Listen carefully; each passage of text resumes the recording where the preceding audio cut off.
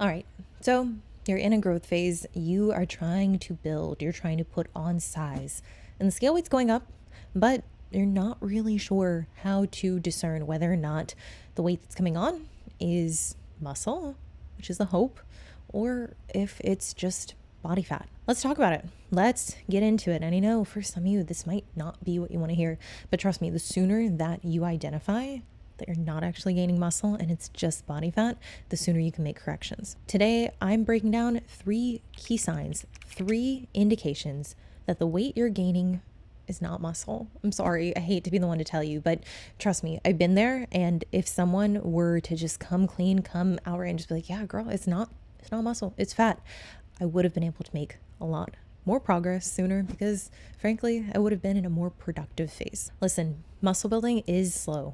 Hypertrophy, it takes a long time, and it's something that can be pretty defeating if you feel like you sacrificed 6-12 months not really feeling your best, not looking the way that you want to look, and ultimately didn't gain the size that you want to. This is what you're going to do. You're going to watch this video, you're going to look at your program, and if any of these signs are ones that, you're like, the shoe fits, like that's exactly what's happening with me, then we're going to talk and we're going to get you sorted. But let's catch this before you end up 3 months and then 8, 12, 15 pounds over where you want to be, not actually putting on tissue, not actually building density, not actually making progress. Sign number 1, the scale is shooting up way too fast. Now, what does this actually mean and what does it look like? This is something that I know a lot of you are curious about, and don't worry, I'm going to give you the answer right now. More than a pound a week, probably not muscle. It's unlikely. It's not, here's the thing. We all need to be brought down a peg when it comes to this. Realistically, even if you're training your ass off, even if you're doing everything correctly, it's going to be slow.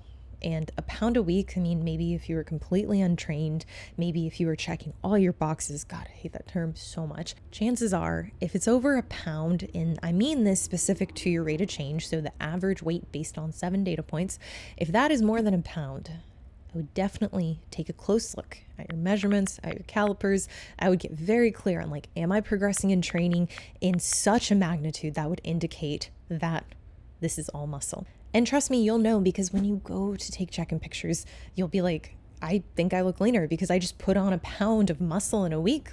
You will look, because seemingly your body fat percentage will have then shifted that quickly, which is even more to say. In the case that you are assessing whether or not it's muscle, we should almost see this lack of regression in the physique. So even though weight's going up, you would expect weight going up, meaning that you're getting fatter.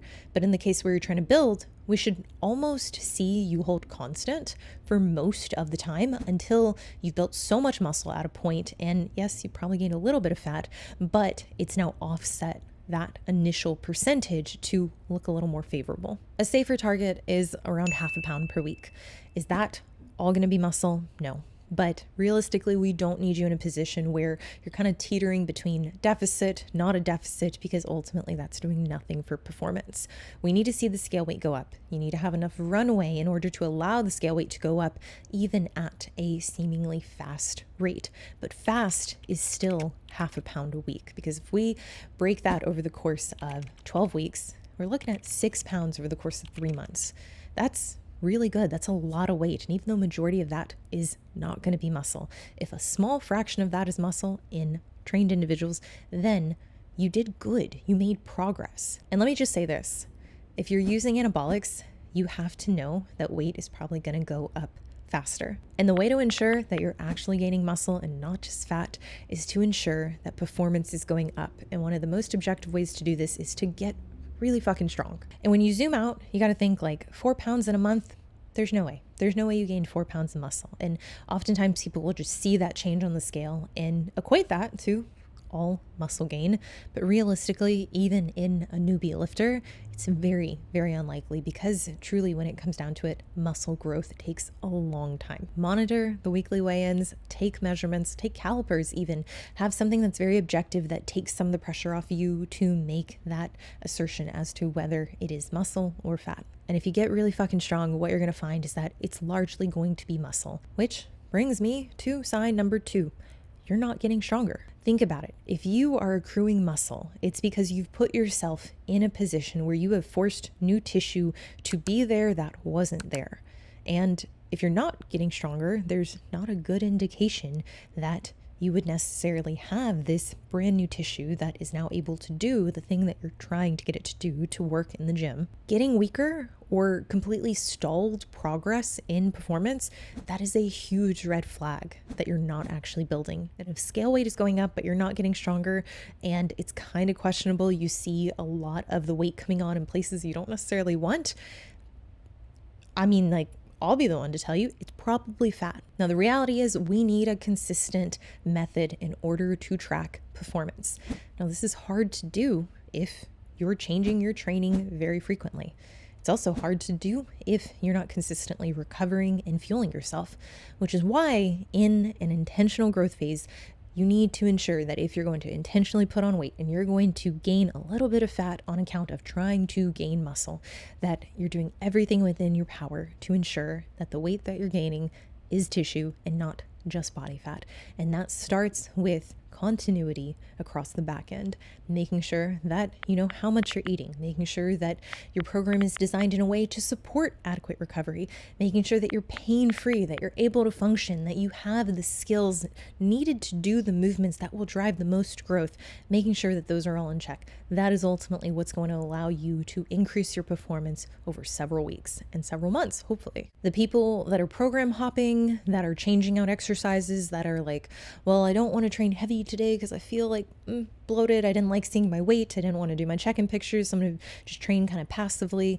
That's okay, but that's not going to result in muscle growth. In my experience, the only thing that's going to drive muscle growth is truly dumping everything you have into it, and also ensuring that you're dumping the right things into the process. So ensuring that you have key indicator lifts and you have specific working sets and technical cues that you can focus on, that you can assess, be like, is my performance getting better? Is my technique getting better?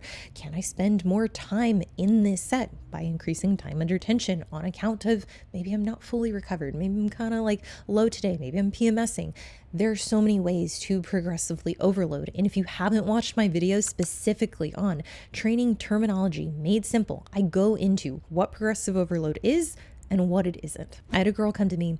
She's like, I haven't gained any muscle. I've been on the same program. I'm an experienced lifter.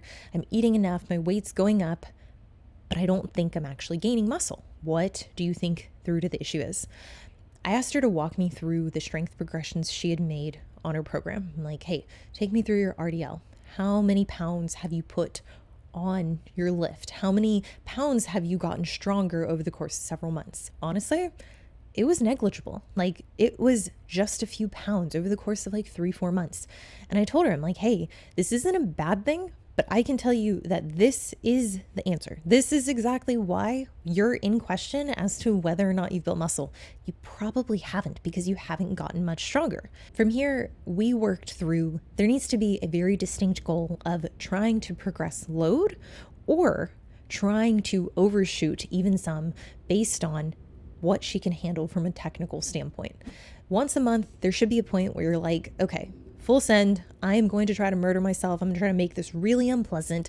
And in the case that we're talking about RDLs, if you're doing 10 to 12 reps, if you consistently are hitting 12 reps, but you're not seeing that deceleration in rep speed, that next session, you need to go in, swing for the fences, try to fail somewhere between 8 to 10. Just see if you can do it. I can tell you, I've asked many clients to do this. I've asked myself to do this at many points.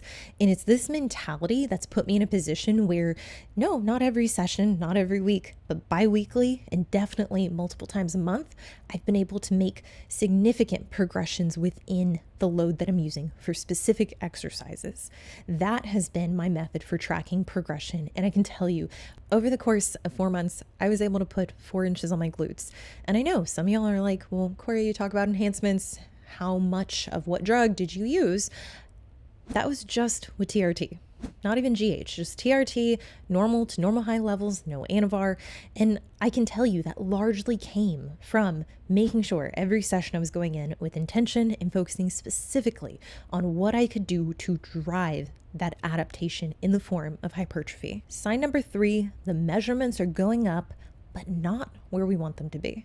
I'm talking waist, maybe even the fattier parts of your legs. If you're like me and you store fat right around your quads, like starting to see that volume increase around areas that we're not necessarily trying to build, which for anyone who's confused, I'm not trying to grow my legs. So I shouldn't really see a ton of increase. And if I do see increase, it shouldn't look soft. It shouldn't be squishy. Seeing measurements go up without the context of where they're going up doesn't tell the full story.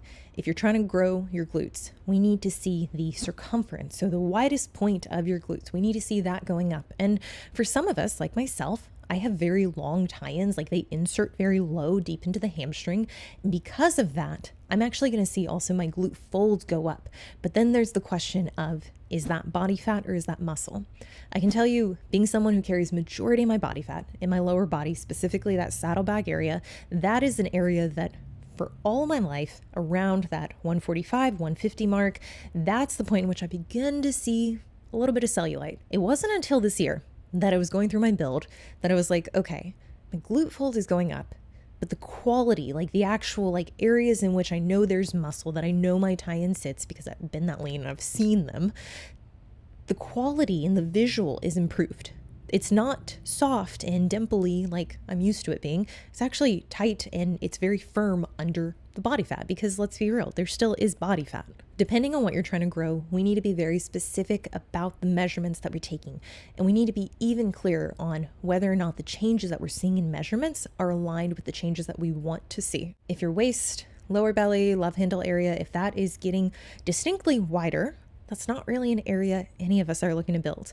Now, it might get a little bit bigger. It might go up, but it shouldn't be going up at the same degree that glutes are going up, and it shouldn't be going up faster than the target area that we're trying to add tissue to. It's important to be consistent with measurements. It's important to have landmarks. I don't necessarily recommend having someone else do it. I feel like I can do a pretty good job, but if you have a mole, freckle, birthmark that you can essentially say this is the point in which I'm going to measure the circumference here, here, and here, that is going to create more consistent measurements week to week. Now, I'm a fan of taking measurements every single week because truly I want to normalize not seeing that big of a change. For individuals who might be confused by that or be like, well, I didn't see anything go up, but my weight went up. It can be a little bit of a process. And specifically, if you were taking check-in pictures, measurements on days post heavy lift, post intense session. So for me, when I take my measurements after a lower day, after I go like full send, I'm going to see those measurements are greater. So you have to consider that when you're looking at changes, and I would even mark it in your notes.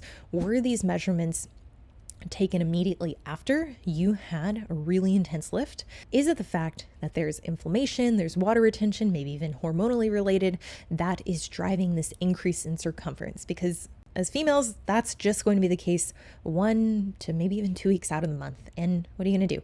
As long as you understand that that's an artificial inflation, that is not a true increase. And the following week, we're more than likely going to see that drop off as well. If the measurements are going up, not where you want them to, this is a good opportunity to take a step back and determine whether or not you are in too big of a surplus. All right, so tying it all together, if the scale is going up more than a pound a week, not a great sign unless you were just God's favorite and like you can see you're like, shit, Corey, I'm getting leaner too.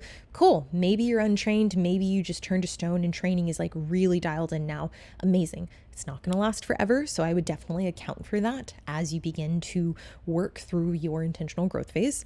Second, make sure that strength is going up. Make sure you have a consistent way to track strength, performance, some kind of aspect to what's going on in the gym. Lastly, number 3, make sure that measurements are going up in the areas that you want, even if it is slowly. Don't be lazy with taking measurements because you feel like shit or you're about to get your period. Just make it a habit. Normalize taking them even when you feel bad. I can tell you, I did not feel like I was progressing majority of the build, like how I actually felt. I felt very uncomfortable being heavier, felt very watery, very unlike myself. Every week I would go to take measurements and I wouldn't necessarily feel my best. Like I definitely struggled with feeling self-conscious, being a little heavier, but realistically there were a lot of weeks where I was like, I don't know if my glutes are actually growing. I feel like I'm just gaining fat.